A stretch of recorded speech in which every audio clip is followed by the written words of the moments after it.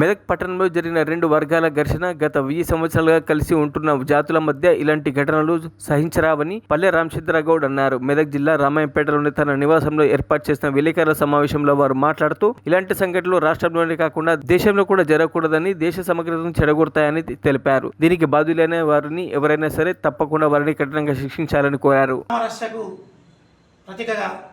మతాన్ని ఒకరి మతాన్ని ఒకరు గౌరవించుకుంటూ సమాజంలో మేమంతా ఒకటి అని చాటి చెప్పిన గొప్ప మనసున్న బిడ్డలం తెలుగు ప్రజలము. మరియు తెలంగాణ రాష్ట్రంలో, ఆంధ్ర రాష్ట్రంలో ఎవరైతే బక్రీద్ పండుగ నిర్వహించుకుంటారో మైనారిటీ సోదరులందరికీ కూడా మా హిందూ మిత్రుల తరఫున శుభాకాంక్షలు. మరియు మనం భవిష్యత్ తరాలు ఎన్నో తరతరాల నుంచి సోదరభావంతో మెదులుతున్న మనము భవిష్యత్ అంతా కూడా అట్లనే మరి భారతీయులమంతా ఒకటి అని భిన్నత్వంలో ఏకత్వాన్ని చాటి చెప్తూ ముందుకు సాగుతూ మేమంతా ఒకటే.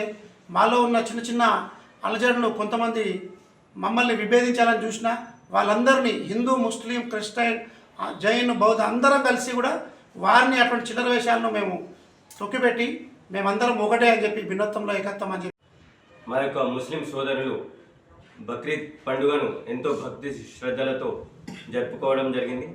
అదేవిధంగా యావత్ తెలంగాణ ప్రజానికానికి కేవలం ముస్లింసే కాకుండా మా హిందూ సోదరులు కూడా అందరికీ పేరు పేరున బక్రీద్ శుభాకాంక్షలు తెలియజేస్తున్నాం.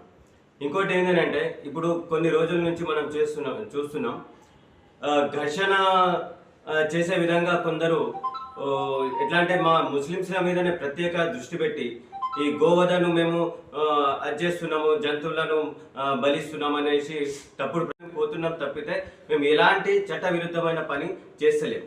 ఇంకోటి కొందరు కావాలని వాంటెడ్లీ ఏం చేస్తున్నారంటే ముస్లిమ్స్ మీద ఆరోపణలు చేస్తున్నారు. అది శుద్ధ తప్పు.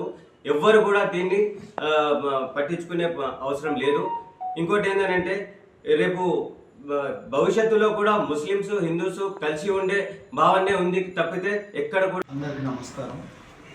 బక్రీద్ సందర్భంగా ముస్లిం సోదరులకు అందరికీ బక్రీద్ శుభాకాంక్షలు. దాంతోపాటు మత సామరస్యానికి ప్రతీకమైన ఈ పండుగను హిందూ ముస్లింలు శాంతియుతంగా జరుపుకోవాలి. అనుకోని సంఘటనలు జరుగుతున్నాయి. దీంట్లో ఎవరు తప్పు చేసినా కఠినంగా చర్య తీసుకోవాలి. చట్టం ప్రకారం చట్టం అందరికి సమానమే. ఎవరు కూడా చట్టాన్ని అతిక్రమించొద్దు. హిందువులు కూడా సోదర భావంతో ఉండాలి, మైనార్టీలు కూడా సోదర భావంతో ఉండాలి.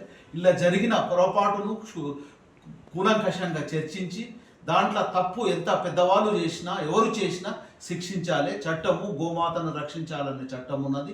గోమాతను ఎవరు తీసినా, దాన్ని తీసుకొచ్చినా, దాన్ని అన్యాయంగా చేసినా దాన్ని కఠినంగా చర్య తీసుకోవాలి. భవిష్యత్తులో కూడా ఇలాంటి సంఘటన జరగకుండా చూడాలి. మత సామరస్యంగా ఇంతవరకు ఏ రకంగా ఉన్నాము, భవిష్యత్తులో కూడా అందరం అదే రకంగా ఉండాలని ప్రశాంతమైన జీవితం గడుపుకోవాలి. మనము 100-200 సంవత్సరాల నుంచి, 1000 సంవత్సరాల నుంచి హిందూ సోదర భావంతో ఉన్నాము. అదే రకంగా భవిష్యత్తు మరిన్ని అప్డేట్స్ కోసం మా ఛానల్ని సబ్స్క్రైబ్ చేయండి.